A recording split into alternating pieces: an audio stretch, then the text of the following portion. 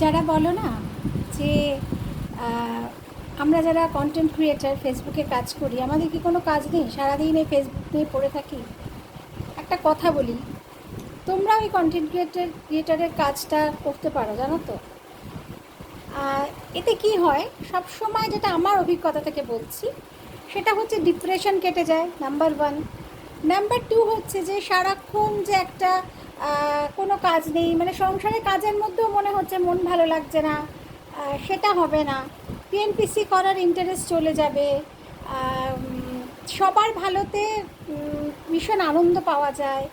আর সবসময় আমরা যারা কন্টেন্ট ক্রিয়েটার, যারা আমরা কাজ করছি ফেসবুকে, সবসময় আমাদের মনে হয় যে কী রিলস বানাবো, কী কোন গানটা গাইবো, কী ব্লগে বলবো। এটা সারাক্ষণ একটা ক্রিয়েটিভ থিঙ্কিং তোমার মধ্যে কাজ করবে। হ্যাঁ, কথায় আছে না যে ideal mind is devil workshop. হ্যাঁ, কখনো মস্তিষ্ককে ফেলে রাখবে না। হ্যাঁ, যারা ওয়ার্কিং তাদের কথা বলছি না, তারা তো কাজ করছো, কিন্তু যারা আমাদের মতো কন্টেন্ট ক্রিয়েটার, যারা আমরা কাজ করছি ফেসবুকে, সত্যি বিশ্বাস করো, আমার এত আনন্দে দিন কাটছে এখন যে আমার 1000-এর একটু বেশি পরিবার হয়েছে। তার জন্য এত বড় একটা পরিবার আমার ভাবতেই ভীষণ ভালো লাগছে, জানো তো।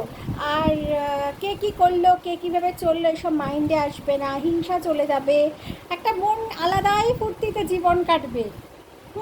ওই জন্যেই বলছি যে তোমরা যারা বলো যে আমাদের ফ্যামিলি পছন্দ করে না, আমরা এই ফেসবুকে বেশি থাকি না বাবা, হ্যাঁ, কী যে করো তোমরা, সারাদিন ফেসবুক নিয়েই থাকো, ফোন নিয়েই থাকো। হ্যাঁ গো, আমরা সারাদিন ফোন নিয়ে থাকি, আমরা সংসারে কাজও করি, ফোন নিয়েও থাকি। আর আমরা মানে নিজেদের ক্রিয়েটর হিসেবে বেশ প্রাউড ফিল করি, আমরা যারা ফেসবুকে কাজ করছি। যে কত হাজার ভিউজ হচ্ছে আমাদের, সেটা বারবার চেক করছি, কি কি বানাবো।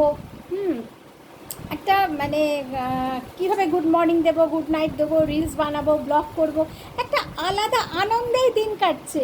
তোমরাও করো না বন্ধু ফেসবুকে কাজ, দেখবে তোমরাও ভীষণ আনন্দ পাবে।